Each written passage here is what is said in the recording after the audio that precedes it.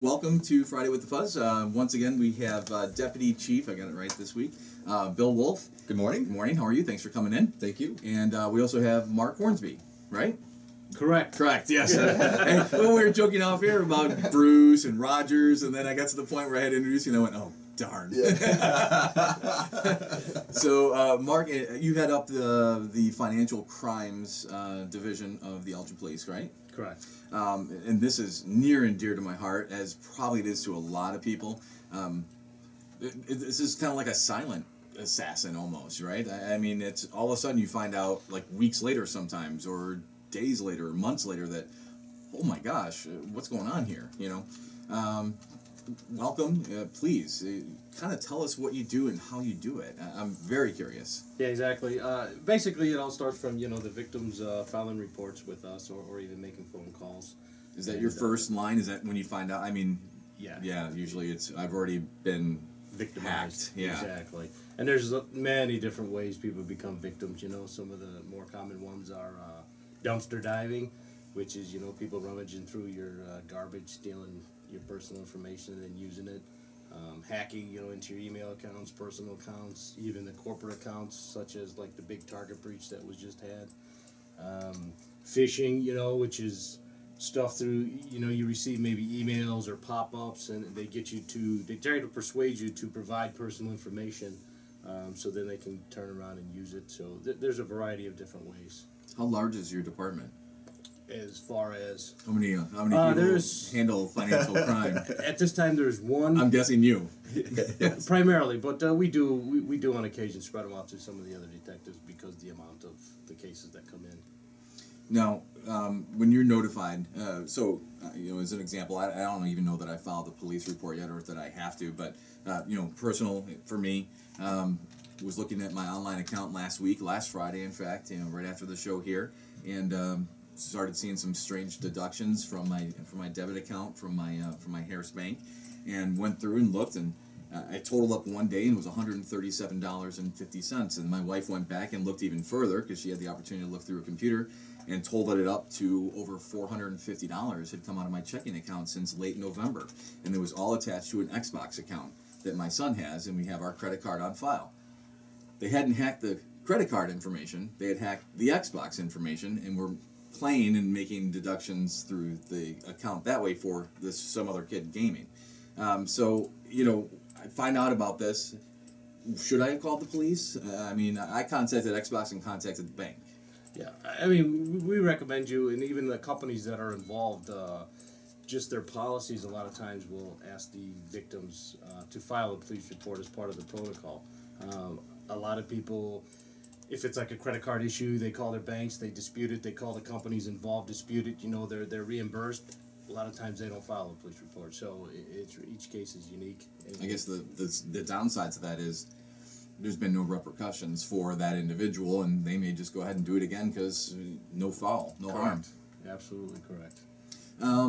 What are some of the more typical types of financial crimes that you investigate? I primarily handle like the identity thefts, deceptive practices, the forgeries, the unlawful use of credit cards. Actually, probably at this time, what's probably going to become more prevalent is it's tax season. So you're going to get the possibly the tax preparers themselves committing scams with the person's tax returns. The victim may go file their tax return and learn that their Social Security number has already been used to file a tax return. You may receive a letter in the mail from IRS saying, hey, you owe back taxes for unclaimed wages during the period of 2006 to current. It says you've worked at WRMN 1410. You're like, what? Right. I never worked at WRMN. I don't even live in Illinois. Exactly. Exactly. Yeah, I saw that one recently. There was one, and I think, and not to, just in my memory, the way it does it, but there was an incident where I think the individual was working at John Sanfilippo, right? Correct. But the victim was out of Ohio? Another state, yes. Yeah. And I remember seeing that one thinking, that was exactly that incident that you said where it was, the crime was, they got that IRS saying you hadn't done any of your taxes. So their identity had been stolen. Correct. Now, do the departments work very closely like that with each other? I mean, is that typical where that person from Ohio or Schaumburg or wherever would call Elgin and say, hey, we've got this where this guy supposedly works there, because they're not coming out here, I suppose, right? Again, that is depending upon the individual victim. In each case, is like I said, they're all unique, and some have absolutely no problem coming from California, Texas. I've had several cases from out of state where the victim says, absolutely, I'll be there, because they're upset.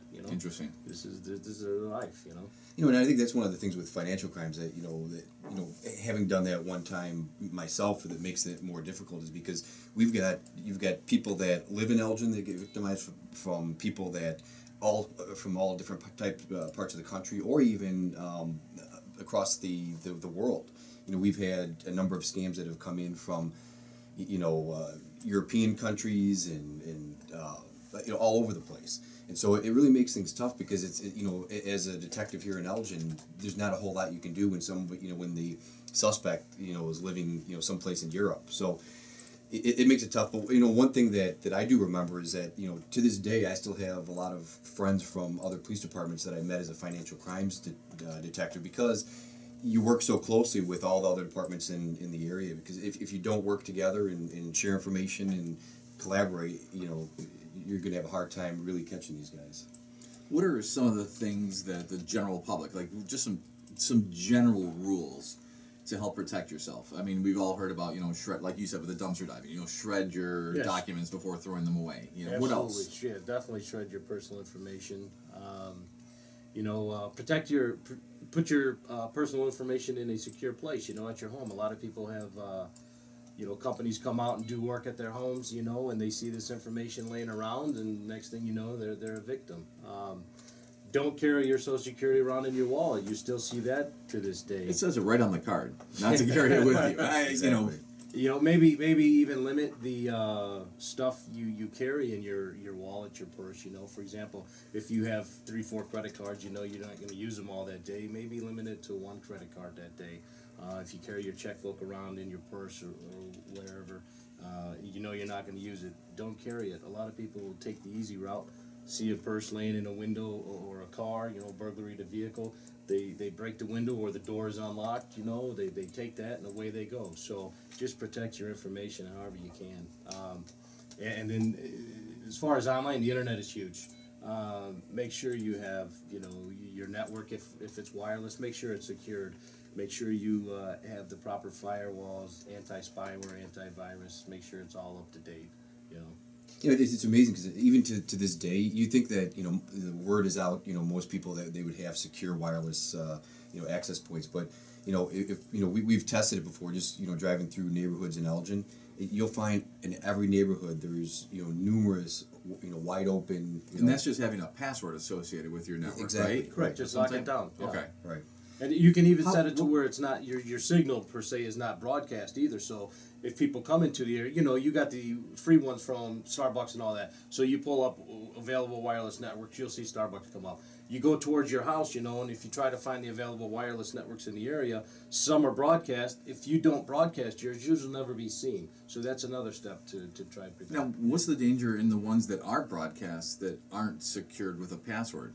How is that then dangerous for someone? They can. That's where they can get into your personal account and rummage through whatever information they can come across. Is that kind of like one of those like TeamViewer or how are they getting information that way? What they can do, that if they get access to your wireless router, then they can get access to any computer that's connected to that router. So and they can glean information that's being broadcast across that? Absolutely. Wow. Anybody that has any even.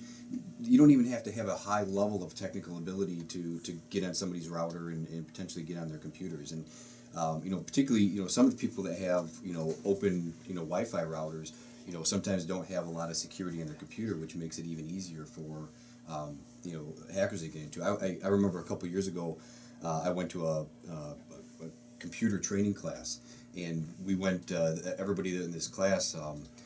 We went. It was held in a hotel. We all had our computers, went online, and we were easily able to get other people that had laptops there and everything that didn't have secure Wi-Fi in their laptops. We were able to easily just look at everybody's Wi-Fi and potentially get in their computers. And it's a simple step just to set security on the very simple step. Yeah. In terms of passwords,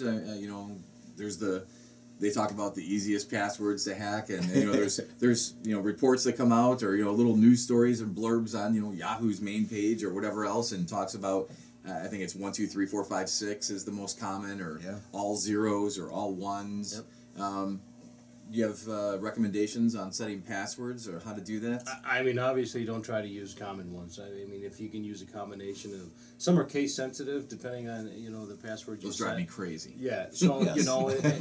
There are also people who are trying to defraud you. It's driving them crazy. Exactly. Yeah. you use a combination of upper and lowercase letters, symbols, characters. It is a hassle, but is it worth saving your identity? Now I have a work computer, and in order for me to access many of the things on my work computer, I have to access it through a VPN, and so I have to get like a token code or a soft token or something like that. How does that all work? I mean, how is it protecting the company's assets that way? Well, again, like I say, that if you're worried about hacking and everything like that, wherever you provide or submit information, you need to make sure it's secure. And I think with that is that your company's probably like we have the same type of thing with the city of Elgin, where we can go in through a VPN and connect to our city resources, and with that a lot of times your company, before you can even connect to that VPN, there's automatic checks to make sure that you have your firewall and everything set on the device you're using, and so it's probably something that, and usually those VPNs are pretty secure. But with that, I know we've got a VPN type thing on our cell phones, and so one of the requirements that we have is that when people have a cell phone is that they set passwords. A very simple step to set a password on your cell phone. But again, to this day, I know a lot of my friends and everything don't set passwords on their cell phone. Somebody steals it, you open it up, and you've got a wealth of you can potentially go on, and if they accessed accounts and things from their phone, get that plus all their contact information, and it's just again a simple step just to set passwords. Mark, if you can think, how long have you been doing the financial crimes, being with the detective bureau there? Approximately a little over 4 years. One case that stood out to you? There's several cases. I mean, to be honest with you, there's not one particular case that has stood out. There's hundreds of cases every year. Which are the ones typically that you look at and just kind of shake your head like man?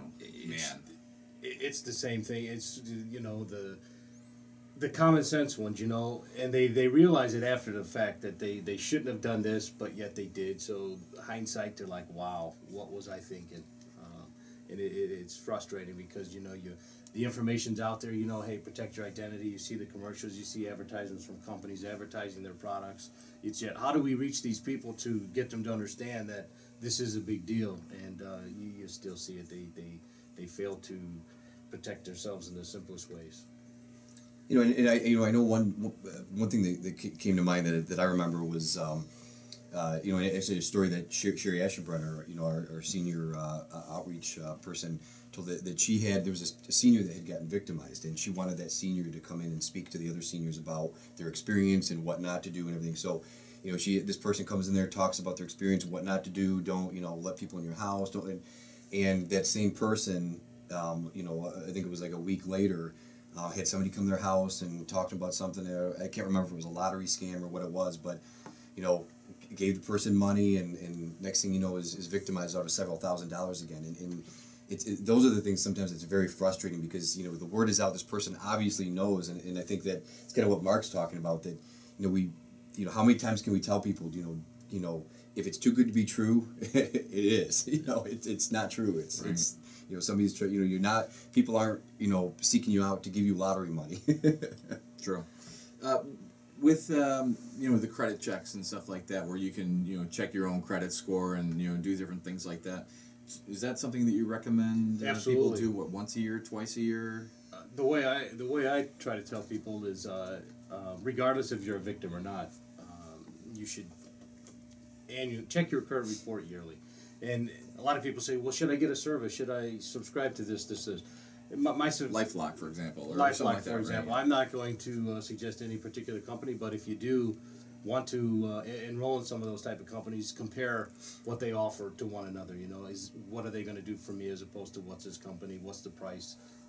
Compare the companies to each other.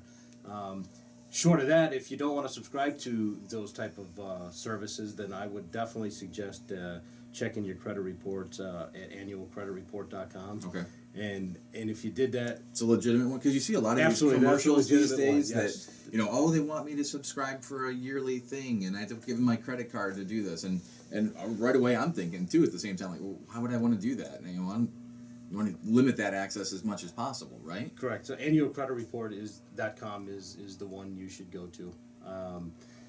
Just to backtrack, if you are a victim, you should always place a fraud alert on your credit reports to begin with, and those are Experian, TransUnion, and Equifax. So usually if you call one of them, it puts a fraud alert on all three, but just verify that they are placed on there.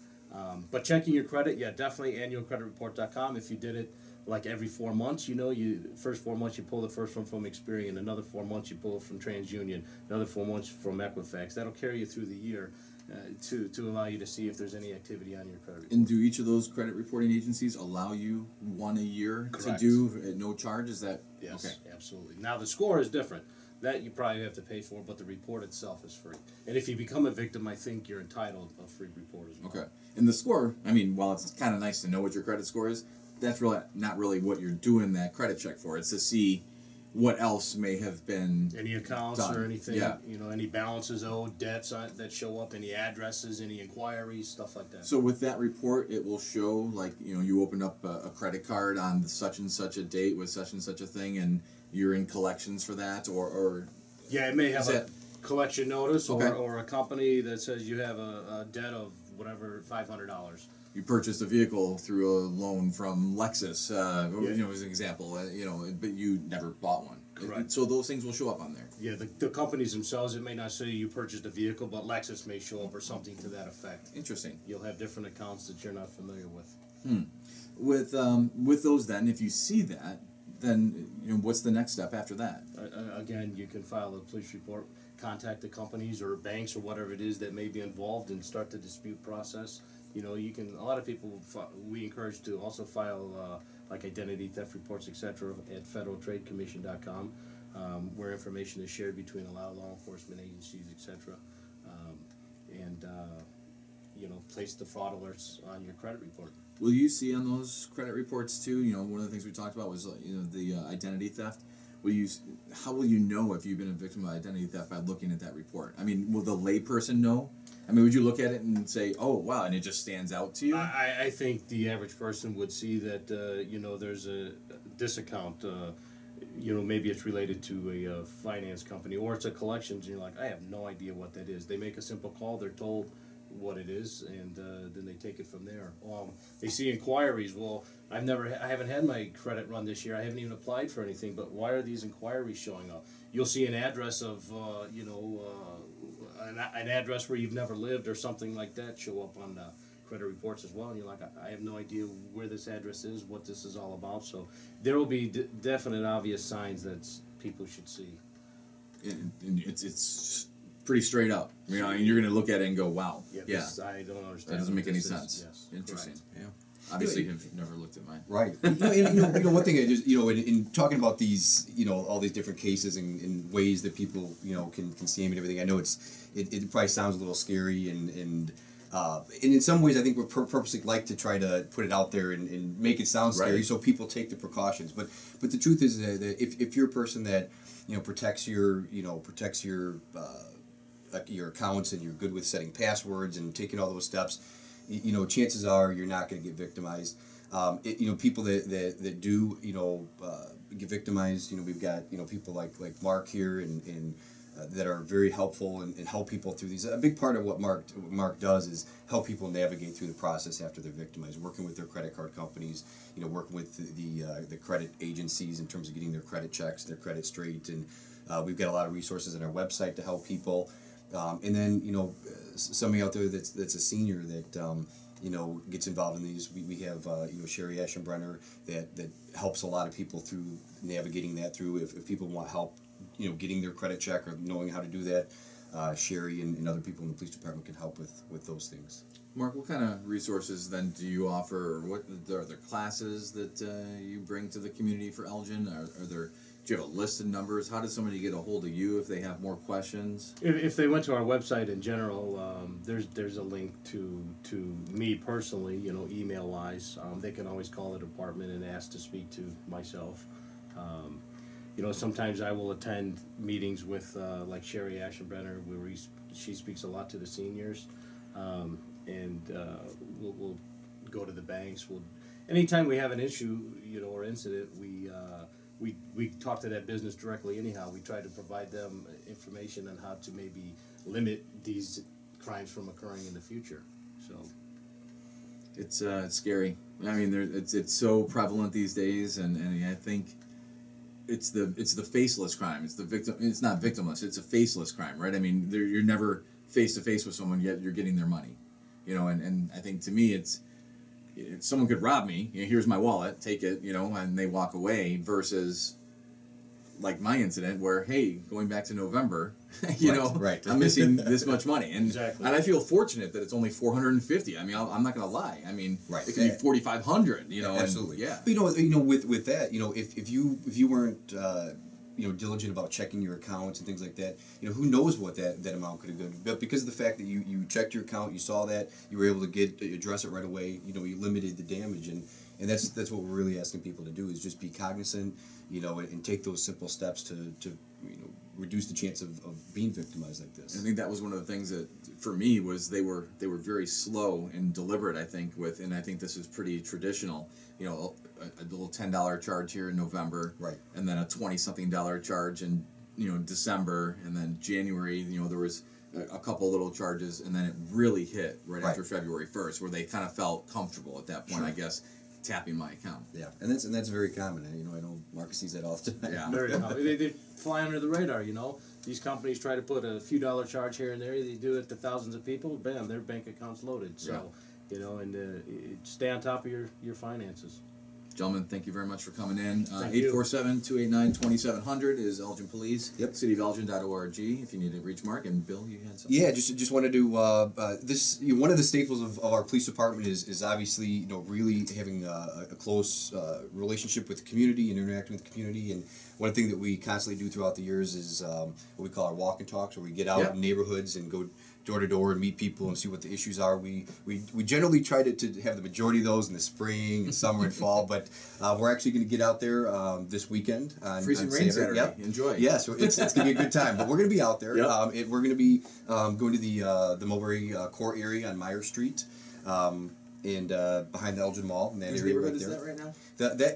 That used to be a It used to be Chief Swoboda's. it was Chief Swoboda's back in the day. Yep, and then right now it's not necessarily a rope area, but it's kind of a targeted area that we're working with, and we've had some really good results in the officer that's there now. It's John Varga, and he's doing great work and work with the neighbors, and we're going to get out there and try to meet more people and see what the issues are. And so we're encouraging anybody that lives in that area to come out and meet us and let us know if you have any concerns, and we'll be out there about noon for several hours. So don't be surprised if you see police walking your neighborhood and Exactly. walking up to your front door and knocking. Yep. And if someone runs, then you might raise an eyebrow.